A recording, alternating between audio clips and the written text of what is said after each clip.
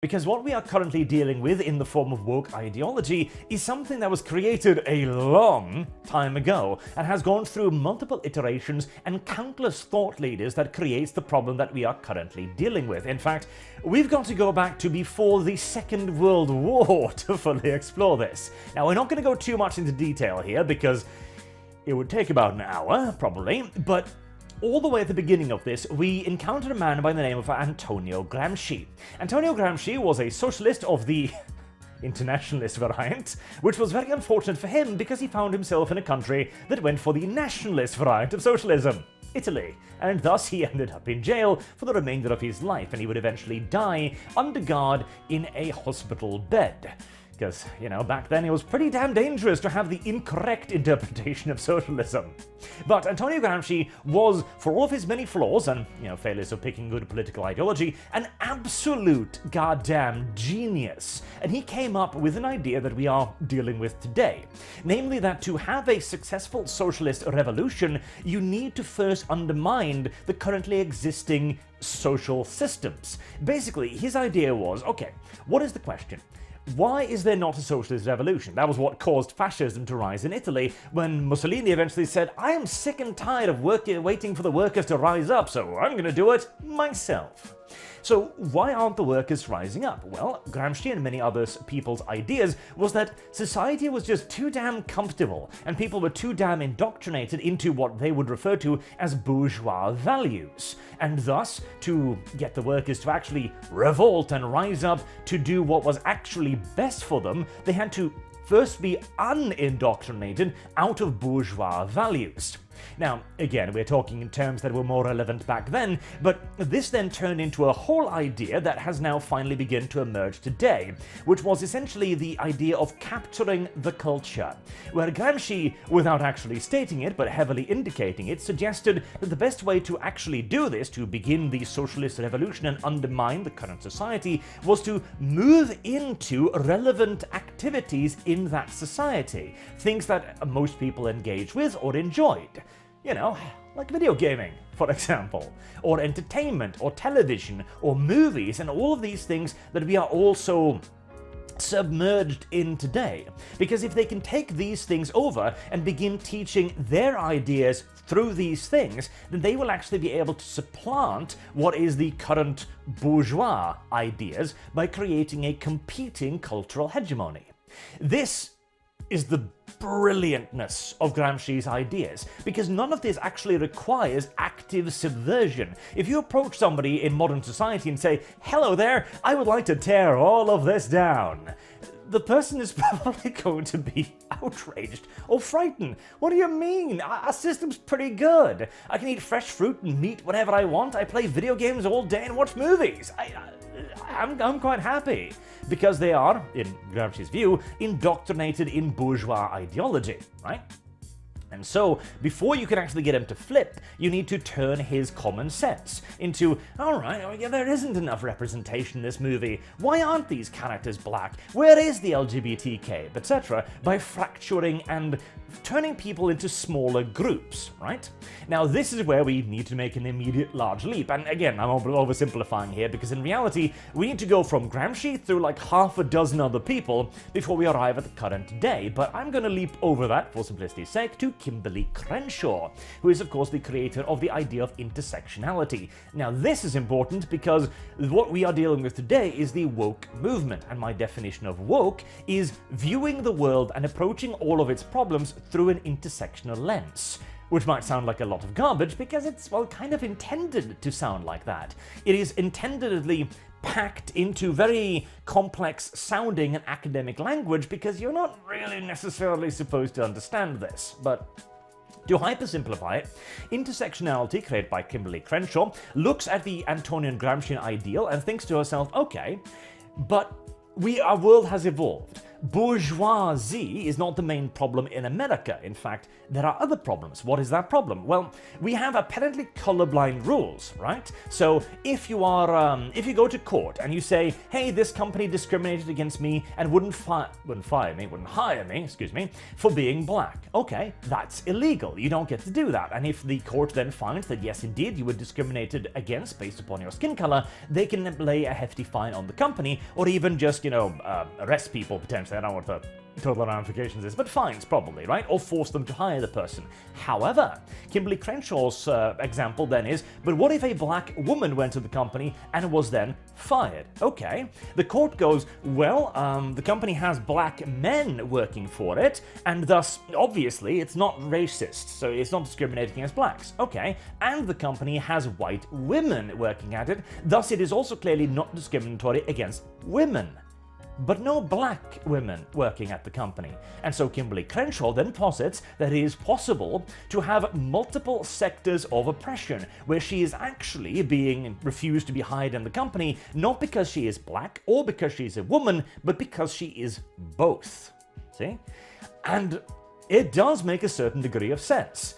But the problem is, the moment you get into this level of intersectionality, there is no end whatsoever at any point. Because the entire idea of intersectionality is basically to create an actual literal laundry list of things. Oh, I wasn't hired because my age. Oh, I wasn't hired because of my sexuality. Oh, I wasn't hired because of my religion, etc., etc., etc., etc. And this then works into the idea of identitarianism, where you build your identity not necessarily based on your personality or who you are, but all of the various little things that build you up. Your sex, your religion, your gender, your politics, blah, blah, blah, blah, blah, blah, blah. This then begins to fracture society and create smaller interest groups rather than the large cultural hegemony, which Kimberly Crenshaw identifies as not the bourgeois, but the white hegemony. Now, white is a whole laden political term for their groups, not necessarily even referring to the skin color in general, but she then says that, okay, if this is true, if the cultural hegemony in America is the white hegemony, that is the bourgeois idea, then we are so indoctrinated into it that we cannot actually rise up against it naturally, because we are so steeped in it that it is literally just the world in which we exist. We have all been indoctrinated. That is her view. Thus, if you institute something like a colorblind law, for example, where you simply say, you must not discriminate, all that will do is actually continue the current system of white hegemony. And the only way to undermine it is to create an entirely new hegemonic system to rise up and replace it. This is why a colorblind law is still part of the white system, because it does not explicitly advantage black people and black culture. Now, all of this sounds to me like a whole wagon load of baloney. But that is the idea of wokeism, where you approach every problem through this idea, which is deeply Gramscian in the beginning, that we are all already indoctrinated into an established system, and we are so deep in it that we can't even tell that we are indoctrinated.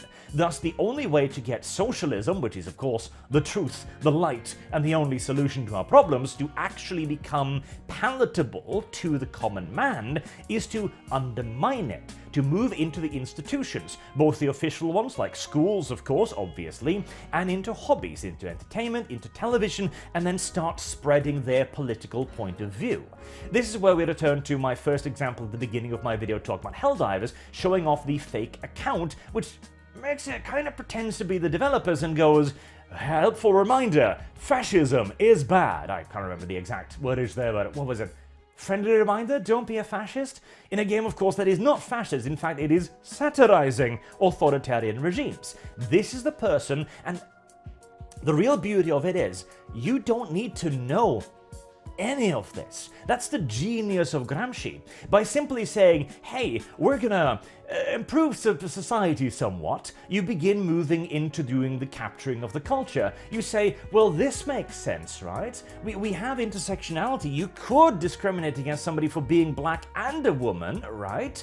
And since we are vehemently against discrimination in the modern world, people will go, yeah, that makes sense. You shouldn't do that. And you go, well, we should have more black characters because representation is important. And you go, yeah, we should. Well, we should have gay rights in this thing because gay rights is important. And yeah, we should. But all of these then just simply become tools to begin to tear down the thing. As the point is not gay rights. It is not representation. It is not anti-racism. The point is to begin tearing down the cultural hegemony that already exists to eventually replace it with socialism. And the various passages that I've been showing here from Kimberly Crenshaw makes that very, very explicitly clear.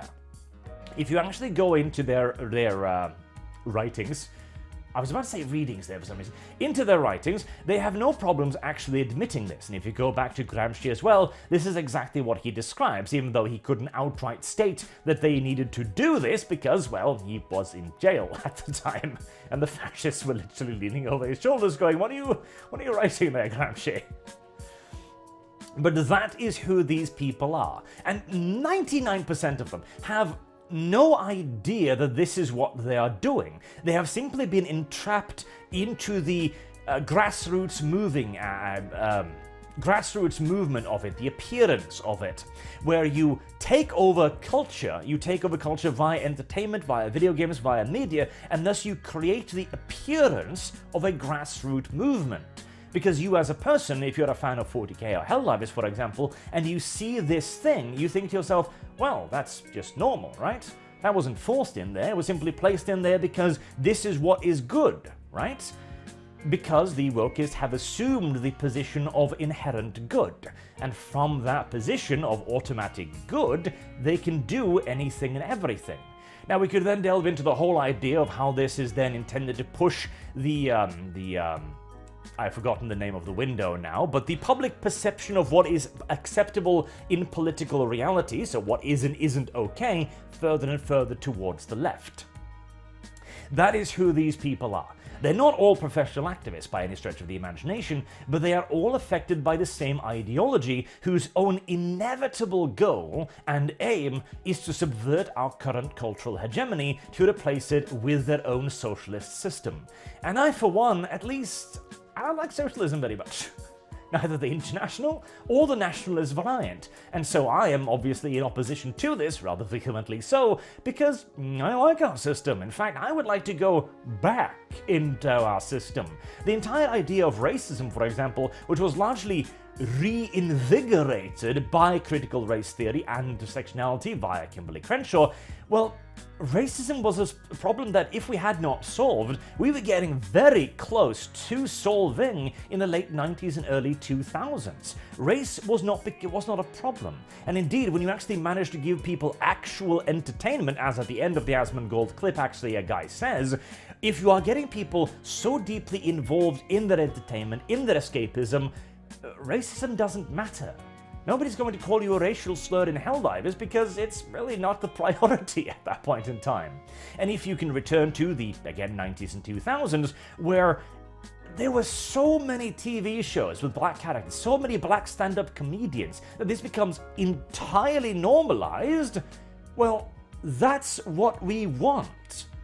Not for this to be used to push some sort of ideology, but simply for us to all be able to go, yeah, no, we're all colorblind. We don't actually care. We don't give a shit. This is the society we want to live in.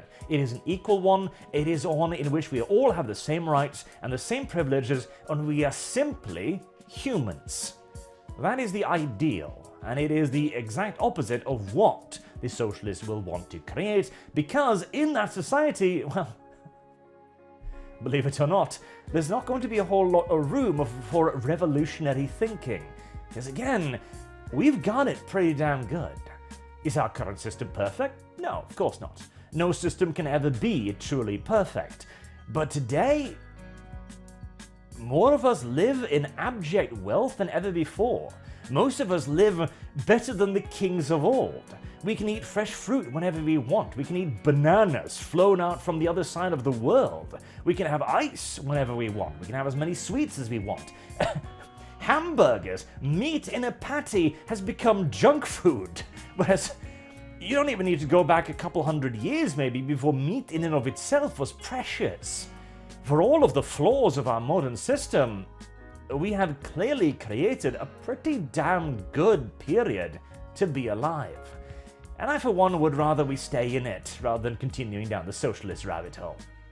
Anywho, hopefully that will have explained some of what and who they are, even though it still took me 10 minutes, even though I was trying to be quick. But again, this is unironically a very complicated question to answer, which if you really wanted to get into detail is probably going to take a solid hour at least, as once more we skipped about, half a dozen or 2 dozen thought leaders in between Gramsci and Crenshaw. But anyways, until next time, I've been Arch. Thank you all very much for listening, and I do hope to see you all again soon.